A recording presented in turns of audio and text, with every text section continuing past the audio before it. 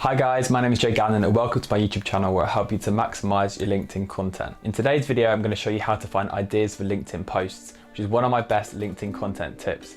So this is actually the fourth video of my LinkedIn crash course, a free 10 video series which you can find the link to in the description box below if you're not already on it. One of the most frequently asked questions I get on LinkedIn is how do you show up so consistently? How do you have so many ideas of things to post for content? It's not a superpower at all. I used to not even post content, then I got it up to 1 post a week, then 2, then 3. Now people see the tip of the iceberg where I'm posting consistently Monday to Friday and I'm about to step it up to do 7 posts a week. So I don't actually think we have a problem with coming up with ideas. We actually have a problem with identifying what ideas could actually be content.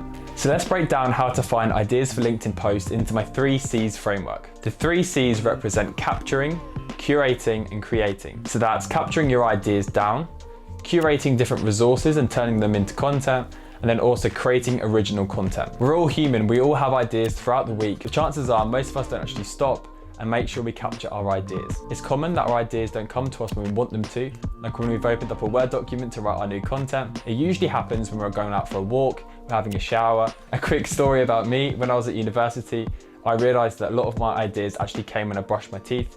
So believe it or not, I actually scheduled more time to brush my teeth at uni, right? That didn't actually work, but the concept was there that when we go for walks to unwind, when we brush our teeth or have a shower or go for a walk, it allows our brains to process the information we've come across and allows us to have new ideas that come to us. I like to see this as background processing, and it's actually really healthy to think that we don't always need to be working and hustling non-stop. That's quite a toxic culture, and I'm not really about that. Whilst I love productivity, I'm not going to give you guys that sort of productivity propaganda. They need to be working every hour of the day. We've all got to the point of burnout. It's important to have that downtime. So when you do have a break, you're going to come back with loads of new ideas and strategies and come back on a new level. I think we've all done it before where we come up with an idea and we send an email to ourselves to remember it. The problem with that is we don't usually review those emails, right? So you might leave incredible notes on your phone, you might email to yourself to remember a great idea that you've had, but you don't actually review the ideas that you had. I learned about the importance of capturing your ideas down and reviewing your ideas down in the book Getting Things Done by David Allen, which is an incredible book. And I definitely recommend it for you if you're interested in these topics. Now, I've used lots of different tools. I've used Trello, I've used Asana, but I love using Notion, which is a free tool. So my content schedule for LinkedIn is on Notion, which I'll include the template as a free download in the description box. So just download that and you can use that for yourself. So in my process for creating content, I incorporate a capturing section. So I just have like a no status board, which I just put all of my ideas into this board. So I don't have to revisit the notes on my phone. I don't have to go through my emails to find those emails. Everything is in one place, and that's really useful because all you then need to do is jump in and create content from it. So essentially just make sure you have one hub where all of your ideas go to, which is great as well if you're working in a team. So if you're creating content on behalf of a business, all of your team can have this central workspace where you drop all of your ideas throughout the week. So you have a team training session, you brainstorm and have great ideas, you put it in there. You have a chat with someone and it sparks an idea, you put it in there, and you'll really thank yourself for doing this in the future. My second way to have more ideas for creating content on LinkedIn is curation.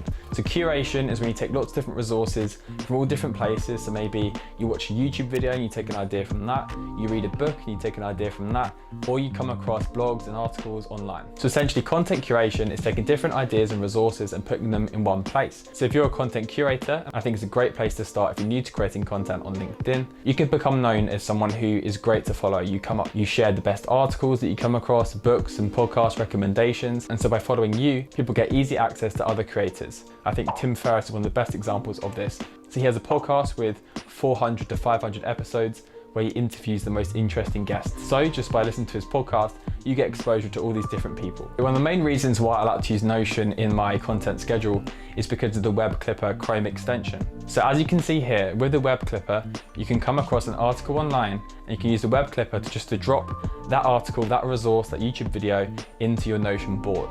This is so useful. So throughout the week, drop in the information and the links that you come across and store them in this one place. Then maybe every fortnight, you can jump in and turn those ideas into content. And this process starts to become more automated for you.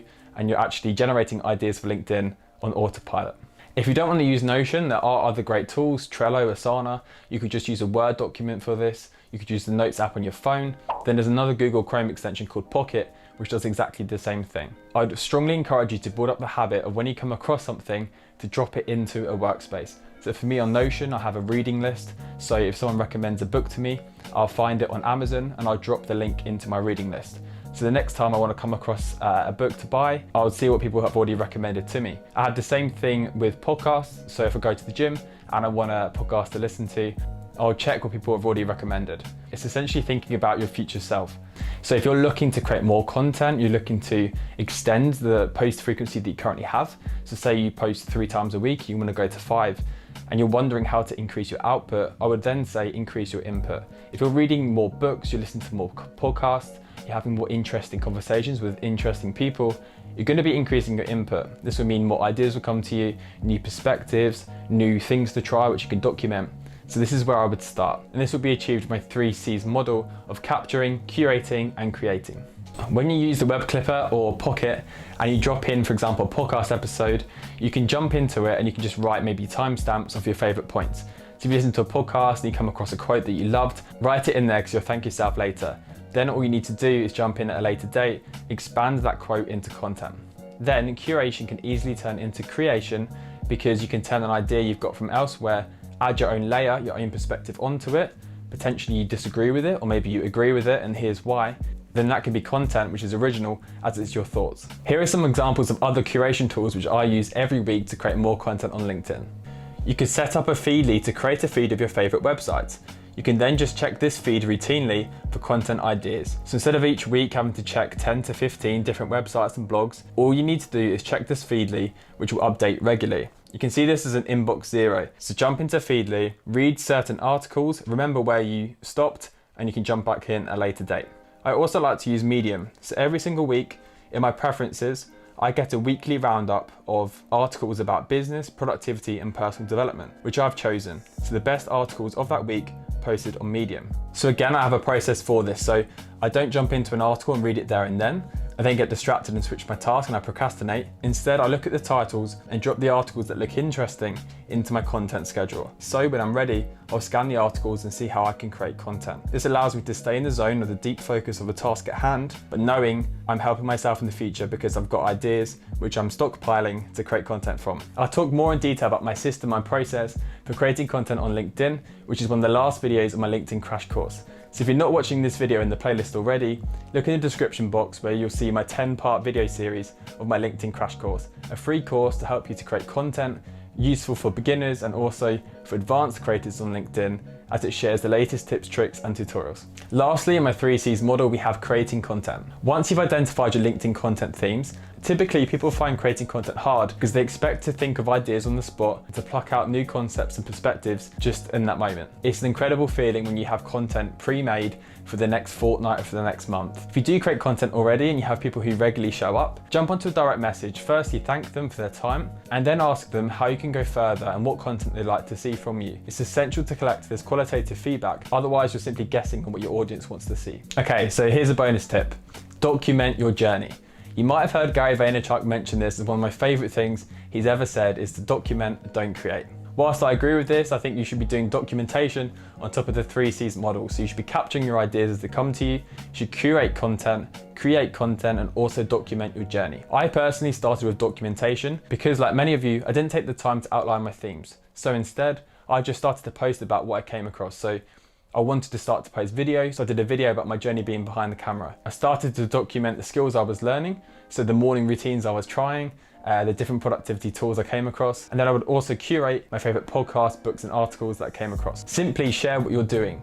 Have the content creator mindset to see content everywhere. If you're at work and you're brainstorming as a team, why not hit the record on a camera or hit record on your phone to record the conversation? You'd be so glad that you did if you came up with new ideas, because it could be future content. How many times do we have conversations with people where we leave really inspired and then the next day we've forgotten what was said and we don't feel as inspired anymore? Record stuff for your own benefit, but if there's anything value there, have the mentality that if you can just help one person, then that content will always be worth it. If you're not subscribed to my channel already, please do subscribe, and if you can, hit the bell to get notifications when I upload my next video. Also, if you did like this video, please leave a like, as it really does help me to get this sort of content to more people. Thank you so much for watching, and now get ready for a video on the LinkedIn algorithm. So many people ask me about the algorithm, and right now on YouTube, there's not really sufficient in-depth material about the topic. Thank you for watching, I'll see you in the next video.